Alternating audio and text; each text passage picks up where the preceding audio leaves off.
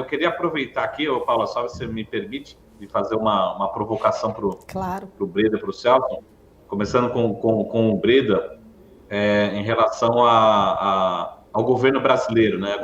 Agora a gente chama, o Breda, o Celso acho que já conhece, é o momento que eu chamo de fogo no parquinho, né? Então, é aquele momento que a gente tem um quarto aqui. Mas Tem que rodar a vinheta aqui. Momento fogo no parquinho, Marco Saravalli. É com ele. Um ringue, pôr o Marco ali no ringue. Para fazer uma retrospectiva, né? Assim, olhando para 2 anos atrás, a gente estava perto, ou um pouquinho antes, a gente estava perto das eleições, né? Do atual presidente. E a gente tinha um cenário de, pelo menos, de expectativa de mudança, né? Pelo menos assim, acho que não é questão nem de concordar, apoiar ou não, mas pelo menos já tinha esperança de mudança. E a gente sabe que muito pouco mudou, como você falou, mesmo assim, entrou muita grana aqui nesses últimos meses, mas não tem mérito nosso, né? Eu queria fazer 2 perguntas para vocês. Assim, primeiro, começando com o Breda, se realmente assim você tem alguma decepção, grande decepção do que a gente tinha uma expectativa há 2 anos atrás em relação ao governo atual, né? Assim, prometeu muito, entregou pouco, enfim, qual que é a grande decepção? E segundo, será que os próximos 2 anos vão ser exatamente iguais a esses últimos 2 anos, primeiros 2 anos?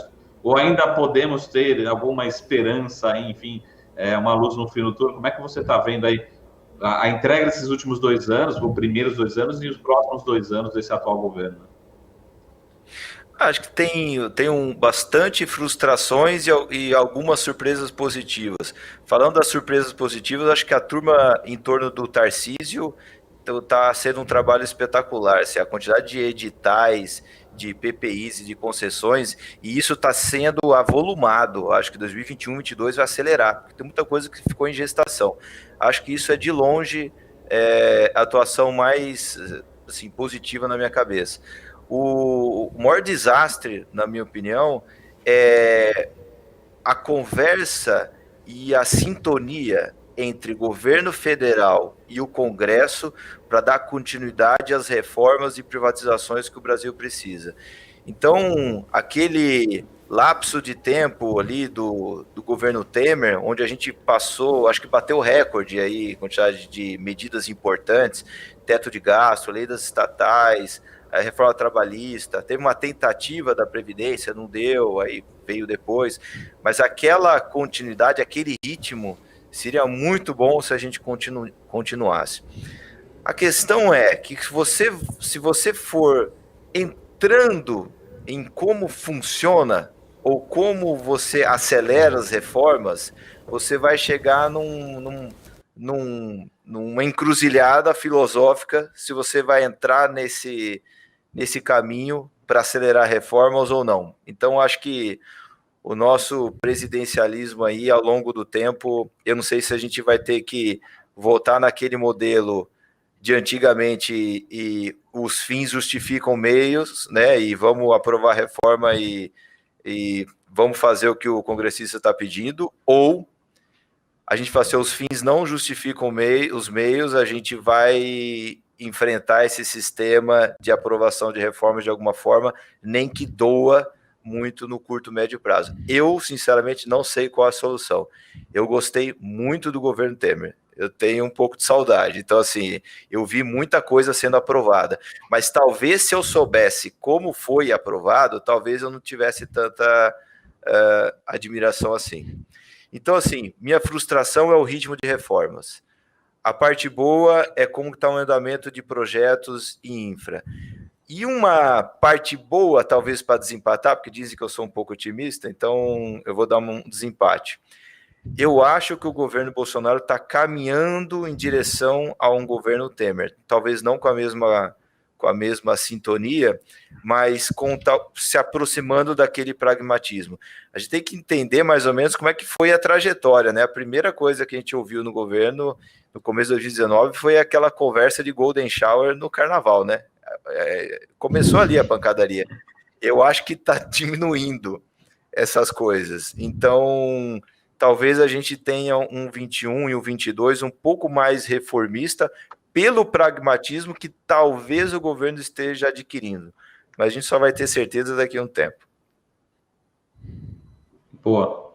Celso, ajuda a gente aí. Você está no mesmo tom, mais pessimista, mais otimista, né? Dá para ver ou segue o fogo no parquinho.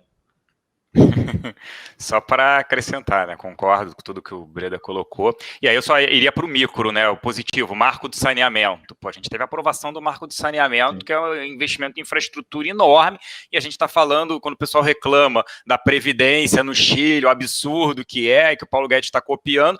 Poxa, olha o que eles têm 100% de água e esgoto, 99%. A gente aqui não tem água e esgoto, que gera um problema sanitário muito grande. Então esse é o lado extremamente positivo. Lado negativo, mas era uma discussão, né? Na época das eleições, o Haddad era o tiro na cabeça, o Bolsonaro era o tiro no escuro. Então, o Bolsonaro, com 27, 28 anos no parlamento, ele sempre não foi um cara reformista, ele sempre foi estatizante contra as reformas. Quando ele colocou com a agenda liberal o Paulo Guedes, você trouxe esse ânimo. E aí, na quinta-feira, a gente falou sobre o Temer aqui. A gente falou, a ida do Temer é positiva, para qualquer lugar é positivo. Porque é um cara que ele consegue ir da extrema esquerda até a direita, ele consegue se relacionar ao MDB, essa é a grande verdade. Como o Breda colocou, o que eles fizeram para aprovar algumas reformas, teto de gastos, que uma das mais importantes foi o teto de gastos, que aí por isso que a gente discute essa importância atual, que não pode, a PEC emergencial, que para mim é mais importante do que uma reforma administrativa e tributária, essa é mais importante agora mesmo, mas eu tenho, na balança, eu tenho mais um viés positivo. No lado negativo, eu ainda citaria a indicação para o STF, né? Então, é um lado negativo ali, porque você está falando em 27 anos, o Cássio vai permanecer lá e votou algumas coisas, né, ruins. Mas política, infelizmente, eu lembro que em 2016 eu entrevistei o Fernando Henrique Cardoso, e ele falou que a gente vive um presidencialismo não de coalizão, e sim de cooptação. Então isso precisa mudar, como disse o Breda.